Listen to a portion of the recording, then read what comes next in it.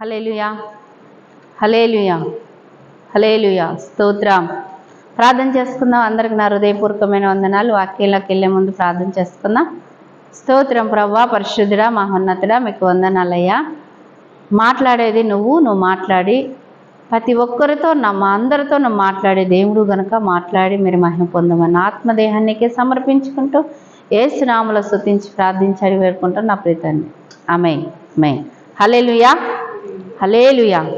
యెషయా గ్రంథము 59వ అధ్యాయము 21వ వచనం పైన కూడా చదవచ్చు. 21వ వచనం పైన చదువుకుంటా ఉండు. ఫస్ట్ 21 నుంచి చదవండి. నేను వారితో చేయు నిబంధన ఇది, నీ ముందునున్న నా ఆత్మయు నీ నోటి ఉంచిన మాటలలో నీ నోటి నుండి నీ పిల్లల నోటి నుండి నీ పిల్లల పిల్లల నోటి నుండి ఈ కాలం మొదలుకొని ఇప్పుడు తొలగిపోవని యెహోవా సెలవిస్తున్నాడు. ఆమేన్. హల్లెలూయా హల్లెలూయా. మళ్ళీ ఒకసారి చదివినాను కింద. నీ మీదనున్న నా ఆత్మయు నేను నీ నోట ఉంచిన మాటలను నీ నోటి నుండి నీ పిల్లల నోటి నుండి నీ పిల్లల పిల్లల నోటి నుండి ఈ కాలం మొదలుకొని ఇప్పుడు తొలగిపోవు హల్లెలూయా అని యెహోవా సెలవిస్తున్నాడు. పైన చూసుకుంటే అలాగుంటుంది. అయితే నోటిలో నుండి వచ్చే మాటలనే ఆయన నీ పిల్లల పిల్లల నుంచి కూడా దాని నుండి తొలగిపోరంట. అంటే యేసయ్య ఆ మాటలు జీవమైన ఉపుకుతున్నే మాటలు ఆ నోట్లో పెట్టి ఉన్నాడనమాట. అంటే నీ నోట్లో నుండి వచ్చే ప్రతి మాటని అవి ఎన్నటికీ కూడా ఆశీర్వాదం అనే మాటలు వచ్చినాలు నేను మీకు ఇస్తున్నాను అంటున్నాడు. ఎవరు? సైన్యములకు అధిపతి అయిన యెహోవా చలవిస్తున్నాడనేసి మనం 20 కింద మనం చూసుకుంటే అలాగా ఉన్నది. అయితే సహోదరులారా, ఆయన పిల్లల్ని ఆయన ఆశీర్వదిస్తాడంట. ఆ నోట్లో నుంచి వచ్చే మాటలని అంటే ఇజ్రాయేలు ప్రజల వంశస్థులో నుంచి కూడా ఆయన అందరిని నేను ఆశీర్వదించుకుంటూ వస్తున్నాను. నా ఆజ్ఞలు గైకొన్న ఎడల, నా మాట విన్న ఎడల, నా మాటకు లోబడిన ఎడల, నా మాటలో మీరు విని పాటించిన ఎడల నా ఆశీర్వాదాలన్నీ కూడా మీ మీద, మీ పిల్లల మీద నేను ఎప్పుడు ఎల్లా కాలము కూడా స్థిరపరుస్తాను అంటున్నాడు. హల్లెలూయా. ఆయన ఏమంటున్నాడు? స్థిరపరుస్తాను అంటున్నాడు. ఆ మాటలన్నిటిని కూడా ఆయన నేను స్థిరపరుస్తాను అనేసి ఆయన మాట్లాడుతూ ఉన్నాడు. అయితే ఆ జీవము కలిగిన దేవుడు ఏమంటుందంటే, మనం యెషయా గ్రంథము 60వ అధ్యాయము నుండి మనం ఒకసారి చదువుకుందాం. కింద మొదటి నుంచి.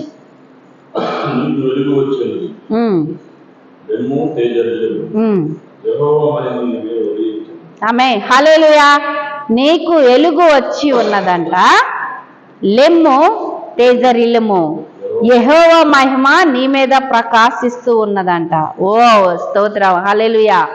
అంటే లెమ్ము తేజరిల్లుము, నీకు వెలుగు వచ్చి ఉన్నదంట, ఆయన మహిమ నీ మీద ఉదయిస్తూ ఉన్నది అని అన్నాడు.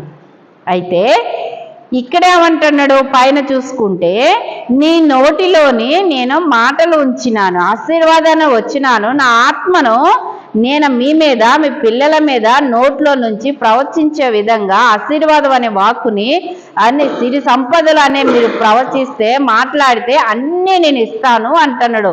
లెమ్ము తేజరిల్లము, యెహోవా ఆత్మ నీ మీద ఉదయిస్తుంది.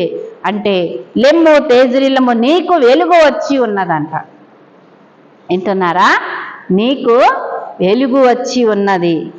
అర్థమైందా? నీకు యెహోవా మహిమ నీ మీద ఉదయించుచున్నది.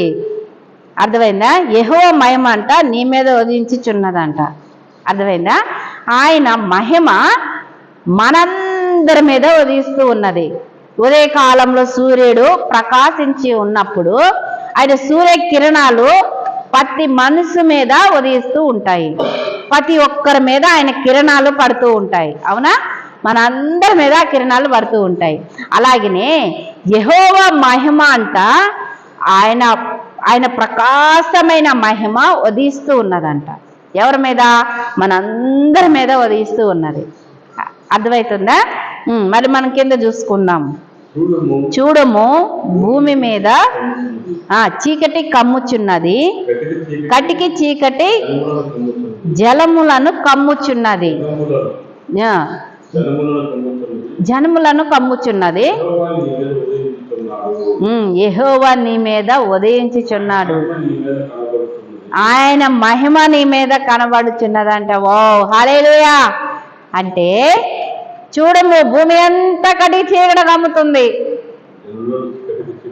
జనముల నుండి కటికి చీకటి కమ్ముతుంది. అయినా కానీ ఏమంటున్నాడు?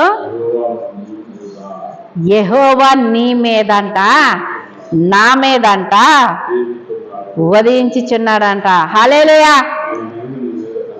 ఆయన మహిమ నీ మీద కనబడుచున్నదంట. వింటున్నారా?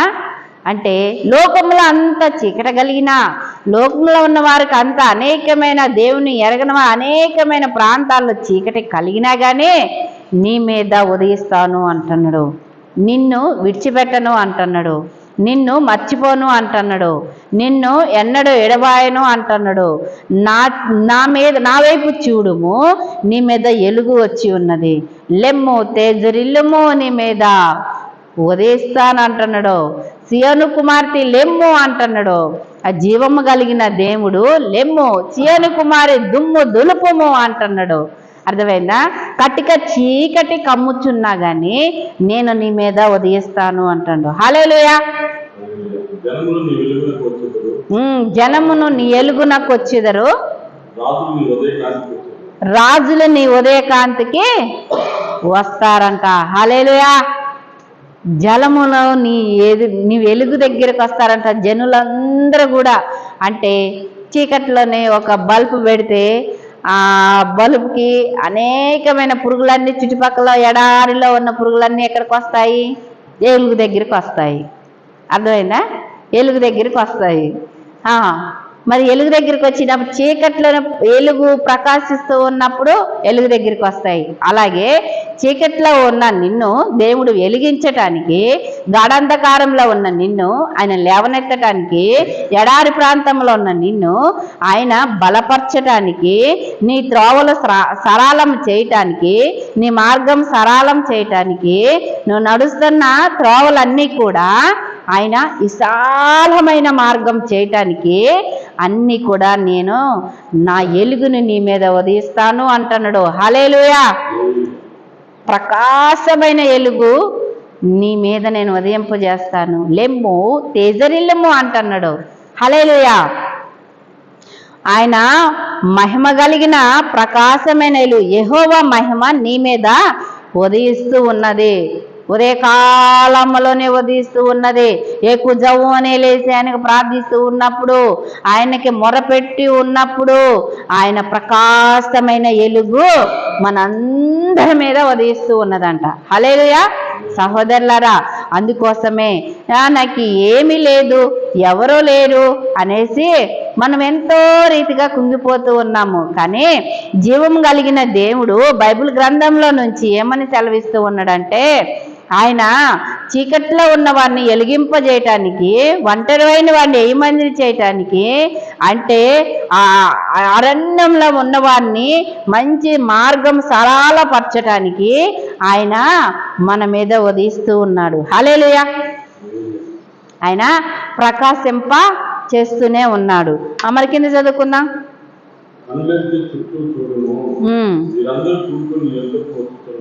హల్లెలూయా! కన్నులెత్తి చుట్టూ చూడాలంట. కన్నులెత్తి చుట్టూ చూడుము, వీరందరూ కూడుకొని నీ యొద్దకు వచ్చుచున్నారు. హల్లెలూయా! మన మందిరంలోకి కన్నులెత్తి చుట్టూ విశ్వాసముతోటి కన్నులెత్తి చుట్టూ చూసిన ఎడల వీరందరూ కూడుకొని రండి, మనం యెహోవాని ఆరాధిద్దాం, రండి యెహోవాని మనం స్తుతిద్దాం, రండి మన పరిశుద్ధాత్మ దేవుణ్ణి ఆయన సన్నిధిలో మనం సాగిలపడదాం, ఆయనకు మనం ఆరాధన చేద్దాం, ఆయన మనం స్తుతిద్దాం, ఆయన మనం గణపరుద్దాం, ఆయన మనం సేవిద్దాం. ఆయన మన రక్షకుడు, ఆయన మన నాయకుడు, ఆయన మన యజమానుడు, ఆయన మన హృదయానుసారుడు అనేసి అందరూ కూడుకొని ఆయన సన్నిధిలోనే వారికున్న సమస్యలు, బాధలు, ఇరుకులు, ఇబ్బందులు, కష్టాలు, నిందలు సాగిల పడుతూ ఆయనకు మొర్రపెట్టి ఉన్నప్పుడు కూడుకొని పరిగెత్తుకుంటూ వస్తారంట. హల్లెలూయా. అర్థమైందా? నిన్ను తృణీకించిన వారు, నిన్ను త్రోసివేసిన వారు అందరు కూడా అలాగే నీ దగ్గరికి వస్తారు. ఇక్కడే యెహోవాను ఆరాధించటానికి ఆయన సన్నిధిలోని అందరు పరిగెత్తుకుంటూ ఈ ప్రాంతానికి వస్తూ ఉంటారు. అర్థమైందా? ఆయనను నువ్వు ఒకవేళ ఒంటరిగా ఉన్నాను, నన్ను అందరూ త్రోసివేశారు, బంధువులందరూ త్రోసివేశారు అని నువ్వు అంటున్నావేమో, నువ్వు పరిగెత్తుకుంటూ దేవుని సన్నిధికి వెళ్ళి ఉన్నప్పుడు ఆయన ఏంటి నీవు చెయ్యబోయే ప్రార్థనలో నీకు కావలసిన అక్కరలు, నీకున్న అవసరతలు, నీకున్న సమస్యలు అన్ని కూడా నేను తీరుస్తాను అంటున్నాడు. మరొకసారి చదవండి అదే వచ్చినము. కన్నులెత్తి చుట్టూ చూడుము, వీరందరూ కూడుకొని యేసయ్య సన్నిధికి వస్తారు. హల్లెలూయా. నీ కుమారులు దూరం నుండి వచ్చుచున్నారంట. నిన్ను నిందించిన వారు, నిన్ను వదిలిపెట్టిపోయిన వారు, నిన్ను మర్చిపోయిన వారు, నువ్వు కాదని వెళ్ళిపోయిన వారు, నువ్వు వద్దని పోయిన వారు, అని పోయిన వారందరూ కూడా అంట పరిగెత్తుకుంటూ వస్తారంట. హల్లెలూయా. తప్పిపోయిన కుమారుడు ఎలాగ పోయిండు తండ్రిని విడిచిపెట్టి, అంతా కూడా ఏం చేసిండంటే ఉన్న తండ్రి దగ్గర మంచి ఆస్తి ఉన్నదన్నమాట. మంచి ఆస్తి ఉన్నప్పుడు అంతా కూడా తీసుకొని వెళ్ళిపోయినాడు. తప్పిపోయిన కుమారుడు మళ్ళా తిరిగి ఏ విధంగా తండ్రి దగ్గరికి వచ్చి ఉన్నప్పుడు తండ్రి స్వీకరించి ఉన్నాడో, అలాగనే సహోదరి సహోదరులారా, దేవుణ్ణి మర్చిపోయినావేమో, దేవుణ్ణి విడిచిపెట్టినావేమో, ఏమి చేస్తుండో దేవుడు మాకు అనేసి దేవుని నువ్వు దూరపరిచినావేమో, దేవుడు మేము ప్రార్థించినాము, దేవుడికి మేము ఎన్నో చేసినాము, ఆయన మాకు ఏ సహాయం చేసినాడు, ఎట్నుండి ఆధారం ఇచ్చినాడు, ఎట్నుండి మమ్మల్ని ఆశీర్వదించినాడు అనేసి మనం అందరం అనుకుంటూ ఉన్నాము. కానీ యేసయ్య ఏమంటున్నాడంటే, నువ్వు దేవుణ్ణి దూరపెట్టినావు, దేవుణ్ణి నువ్వు విసర్జించినావు, నీ లోక సంబంధమైన వాటి వైపు నువ్వు వెళ్ళినావు, కానీ నేను నీ మీద ప్రకాశమైన ఎలుగు ఉదయిస్తూ ఉన్నాను. అంటే నిన్ను నేను విడిచిపెట్టను. నువ్వు మర్చిపోయినా, నువ్వు విడిచినా, కానీ నిన్ను నేను విడవను అంటున్నాడు. సహోదరి సహోదరులారా, అనేకమైన ప్రాంతాల్లోని ఆరాధించుకోవటానికి ఆయన చుట్టూ కన్నులెత్తి చూడాలంట. చుట్టూ కన్నులెత్తి చూసి ఉన్నప్పుడు ఆ జనమందరూ కూడి అంట నీ ఎద్దకు వస్తారంట. హల్లెలూయా. ఈ ఛానల్ చూస్తున్న సహోదరి సహోదరులారా, మీరు సేవకులా, విశ్వాసులా, ఎవరైనా కానీ, ఎందుకంటే చూడము, చుట్టూ కన్నులెత్తి చూడాలంట. అరణ్యంలోని అబ్రహాము ఎడారి ప్రాంతంలోని ఆయనకి ఆదరణ ఏమీ లేదు. కానీ యేసయ్య ఏమంటాడో, ఆకాశ నక్షత్రాలు చూడము, అవి ప్రకాశిస్తున్నాయా? ప్రకాశిస్తున్నాయి. ఆ విధంగా విస్తారమైన సంతతి నేను ఇచ్చి నిన్ను ఆశీర్వదిస్తాను అన్నాడు. అక్కడ ఏమీ లేదు, అంతా కూడా ఏమున్నది? శూన్యం ఉన్నది, ఆకాశం ఉన్నది, కింద భూమంతా మామూలుగా ఉన్నది, ఆకాశంలో శూన్యంగా ఉన్నది, ఏమి లేదు. ఇసుకరేణి వల్ల కింద ఉన్నది, పైన చూస్తే ఆకాశం మంచి నక్షత్రాలు అక్కడక్కడ ఆకాశ నక్షత్రాలు అలాగేలాగ ఉన్నాయి. యేసయ్య పిలుస్తూ ఉన్నాడు, అలాగా మాట్లాడుతూ ఉన్నాడు. అందుకోసమే కన్నులెత్తంట చుట్టూ చూడాలంట. కన్నులెత్తి చుట్టూ చూసి ఉన్నప్పుడు అందరూ కూడి జనులందరూ వస్తారని చెబుతూ ఉన్నాడు. అర్థమైందా సహోదరి సహోదరులారా? ఆయన పరిగెత్తుకొని తీసుకొచ్చేవాడు. అయితే బాధపడవద్దు, నిరీక్షణతో ఎదురు చూస్తూ ప్రార్థన చేద్దాం. ఆయన వైపు కనిపెట్టి ఉన్నప్పుడు, ఆయన వైపు చూస్తూ ఉన్నప్పుడు, నేను ఉన్నాను భయపడకు అనేసి ఎన్నిసార్లు చెప్పిండో తెలుసా యేసయ్య? ఎన్నోసార్లు చెప్పిండు, భయపడ మాకు, నేనున్నాను అంటే. ఇందాక ఎన్ని రకాల కూడా భయపడ్డప్పుడు ఎన్ను తట్టు లేవనెత్తే దేవుడు అనమాట. గాఢంధకారపు లోయలో ఉన్నప్పుడు కూడా ఆయన పైకి లేవనెత్తి నేనున్నాను భయపడకు అంటాడు.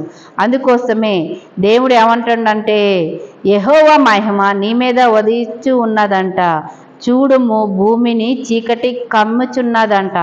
అంటే చీకటి అన్ని అగాధ జలములోకి పోయినా కానీ భూమి అనేకమైన చీకటిలోని లోక సంబంధమైన ఆచారాల వైపు, లోక సంబంధమైన కార్యముల వైపు, లోక ఆశల వైపు, లోకం రీతిగా నడుస్తూ తాగుతూ అలాగా చీకట్లో ఉన్నా కానీ యెహోవా మహిమ నీ మీద ఉదయిస్తున్నది అన్నాడు. అర్థమైందా? ఆయన నిన్ను నన్ను ప్రేమిస్తూ ఉన్నాడు. సహోదరి సహోదరులారా, చెప్పబడిన మాటలన్నీ కూడా మీ హృదయంలో నీరు కట్టి ఫలించాలి. అర్థమవుతుందా? మనం కింద చదువుకుందాం.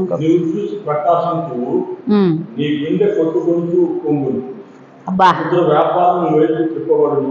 మెయిన్ నువ్వు చూసి గుండె కొట్టుకుంటావంట. ఓ ప్రభువా, ఓ ప్రభువా, నువ్వు చేసిన మేలులు నీకు స్తోత్రమయ్యా. ఉప్పొంగుద్దంటావు. ఉప్పొంగి పాలు గినక ఎలా పొంగిపోతాయి? పొయ్యి పెట్టినప్పుడు వేడికి పొంగిపోతాయి, చూసావా? అలాగ పొంగిపోతుందంట. సముద్ర వ్యాపారము నీ వైపు తిరిగిద్దంట, నీ వైపు తిప్పబడుతుందంట. జనముల ఐశ్వర్యం మొత్తం కూడా నీ వద్దకు వస్తుందంట. సముద్రం వ్యాపారం నీ వైపు తిరిగిద్దంట. నువ్వు చేస్తున్న పని కానీ, చేతి పని కానీ, సముద్రంలో ఉన్న వ్యాపారం, చుట్టుపక్కల ఉన్న ఐశ్వర్యం మొత్తం అంత వ్యాపారం అంతా నీ వైపు తిప్పుతాడంట దేవుడు. నువ్వు చూసి ప్రకాశిస్తావంట. ఆనందంతో గంతులేస్తూ, ఆనందంతో చప్పట్లు కడితే, ఈ ఆనందం నేనెలా వర్ణించను యేసయ్యా, ఈ సంతోషం నేనేమని పాడను యేసయ్యా. ఊహల కందనిదే హృదయానికి సాలనిదే, ఊహల కందనిదే హృదయానికి సాలనిదే, కల్వరిలో నీవిచ్చిన ఆనందమే. యేసయ్యా యేసయ్యా నా యేసయ్యా, యేసయ్యా యేసయ్యా నా యేసయ్యా. హల్లెలూయా. ఆనందంతో పొంగిపోతావంట. అంటే ఎడారి ప్రాంతంలోని దేవుని వైపు చూస్తే అన్ని వ్యాపారాలు నీ వైపు దిప్పుతాడంట. సముద్ర వ్యాపారాలు నీ వైపు దిప్పుతాడంట. కన్నులెత్తి చుట్టూ చూసి ఉన్నప్పుడు ఆయన నీ మీద నేను జనులందరిని కూడుకొని నీ దగ్గరికి తీసుకొస్తాడంట. జనులందరి ఐశ్వర్యము నీ దగ్గరికి వస్తుందంట. సీరియస్గా వినాలి. అర్థమైందా? జనులందరూ కూడుకొని దగ్గరికి వస్తాడంట. సముద్రం సముద్ర వ్యాపారం అంతా నీ వైపు తిప్పుతాడంట. దేవుడు దగ్గరికి తీసుకొస్తాడంట, పాదాల దగ్గరికి తీసుకొస్తాడంట. అర్థమైందా? ఆయన మొత్తం కూడా నీ దగ్గరికి తీసుకొస్తాడు. ఎవరి మీద అనుకున్నప్పుడు? యేసయ్య మీద అనుకున్నప్పుడు. సహోదరులారా, అందుకోసమే కుంగిపోమాకు, భయపడమాకు, ధైర్యంగా ఉండు. మనందరిని బలపరచడానికే యేసయ్య మనందరితో మాట్లాడి ఉన్నాడు. నీతో నాతో మనందరితో యేసయ్య మాట్లాడి శ్రమల్లో కుంగిపోతూ ఉన్నప్పుడు, బాధల్లో కుంగిపోతూ ఉన్నప్పుడు, ఆధారం లేనప్పుడు కుంగిపోతూ ఉన్నప్పుడు మనకి వాక్యం అనే శ్రేష్టమైన ఆయన రెండొంచులు గల వాడిగల ఖడ్గమును వాక్యాన్ని రిలీజ్ చేసి మనందరిని బలపరచడానికి ఆయన జీవం గల దేవుడు, సృష్టికర్త అయిన యేసయ్య మనతో ఉన్నాడు. ఓకేనా? అందుకోసమే ఈ మాటలంతా మీ హృదయంలో నీరు కట్టి ఫలించాలని ఈ వాక్యం చూస్తున్న సహోదరి సహోదరులారా, బంధువులకి, స్నేహితులకి, ఇరుగు పొరుగు వాళ్ళకి, తెలిసిన వాళ్ళకి, ఫ్రెండ్స్కి ఫార్వర్డ్ చేయండి, షేర్ చేయండి. ఎందుకంటే అనేకమైన ప్రాంతాలకి రీచ్ అవ్వాలి కాబట్టి వాక్యాన్ని ఆ బాధ్యత మీ మీద కూడా ఉంది. నేను ఎప్పుడూ చెబుతూ ఉంటాను, మరలా చెబుతున్నాను. ఓకేనా? అందరం ప్రార్థన చేసుకుందామా? స్తోత్రం ప్రభువా, పరిశుద్ధుడా, మహోన్నతుడా, నీకు వందనాలయ్యా. చెప్పబడిన మాటలను బట్టి మీకు వందనాలు యేసయ్యా.